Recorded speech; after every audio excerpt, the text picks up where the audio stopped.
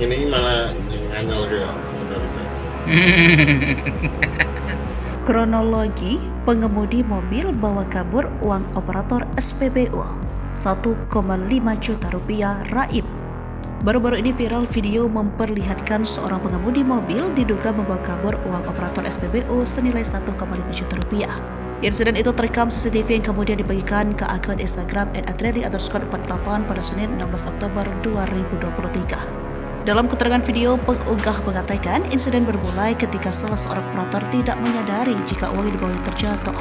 Operator lain yang melihat hal tersebut mengira uang yang terjatuh merupakan milik pengemudi mobil yang sedang mengisi BBM. Setelah itu, pengemudi mobil mengambil uang tersebut namun ia tidak mengakui perbuatannya ketika kendaraannya dikejar. Ditunggu itikat baik bagi pemilik mobil dengan hal tersebut. Uang hilang kurang lebih 1,5 juta.